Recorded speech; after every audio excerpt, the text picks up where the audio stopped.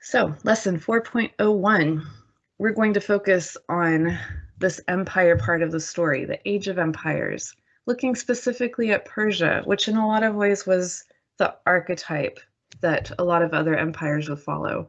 Persia really figured out how to rule a giant space well and effectively. And so through studying Persia, what we hope to do is get a sense of how to rule the world. How do you build a giant empire and then keep hold of it? And what's the best way to do that? That's a question we get to ask all unit long.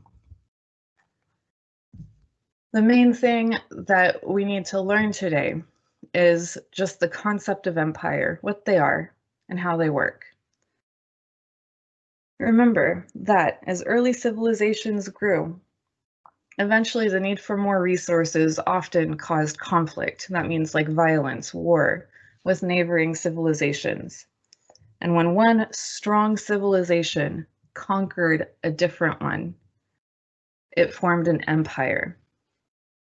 An empire is best defined as a big state created by conquest, centrally ruled by an emperor, containing multi-ethnic or diverse populations, because in conquest, state one conquers the population of state two, and now there are two different kinds of populations in the state.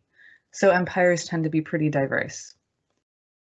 They also follow a pretty clear cycle, right? Your civilization grows. You need more resources, so you conquer the civilization next door, which is great. Now you rule over the conquered, you're an empire. You have diverse populations, so if you're smart, you have more ideas to make use of. You have more people. You probably conquered some slaves, and you got all of their resources, so that's pretty great. That's going to make your civilization grow, which is awesome. But then eventually you're going to need more resources, so you're going to want to conquer more. Empires tend to have this gobbling up of the world map tendency, and we're going to see that play out throughout the unit. Empires also follow a pretty clear pattern that has been studied. It's called the Conrad-Demarest pattern of empires, if anyone's interested in looking it up. And we will be poking around with that as the unit progresses as well. So Persia was the first, and Persia was huge influence on the Middle East, conquered that pesky little river valley civilization, Mesopotamia, once and for all. Egypt too, while it was at it, along with most of modern day Iran, if not all of it, and more. Turkey, edging right up to Greece. So as you look at this map, consider how hard it would be for one person to rule over this entire space in any sort of effective way. The Persians managed it. Not only did they manage it, they ruled over the space super wisely in a way that made them very strong and last a very, very, very long time. So the question becomes how, right? How do you rule an empire that big? In order to start answering that question, we need to remember a few definitions that we have learned before. The first being bureaucracy.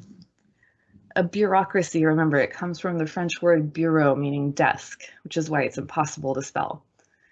And it refers to the people who work in a government, who carry out the duties of government, but don't have any authority themselves to make any laws or decisions. It's like the tax collectors or the people at the DMV that give you your driver's license.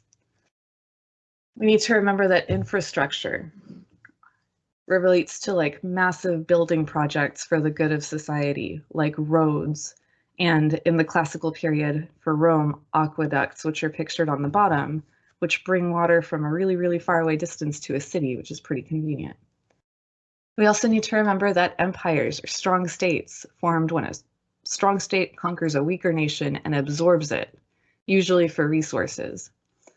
The thing about empires to keep in mind for today's purposes is that they contain a lot of nations. They contain a lot of people that didn't necessarily want to be conquered and aren't necessarily thrilled about being ruled over. So the question, comes up. How do you rule over any one of these giant territories full of unwilling subjects?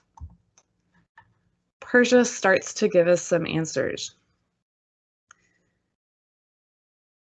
And those answers involve basic structures to keep control over big distances in a consistent, uniform sort of way so that the emperor gets to keep as much power as possible.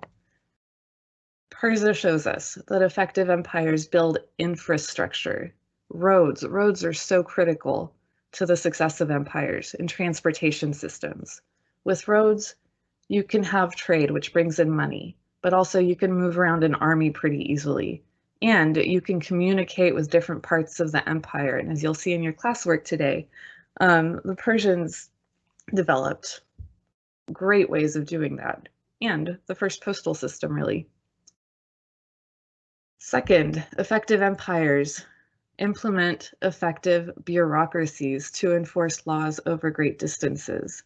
It's great for the king to say that you owe me taxes, but he needs to actually collect them. And in order to do that, he has to send representatives out to all parts of his empire to do his work, to enforce his laws, to get that very important tax money.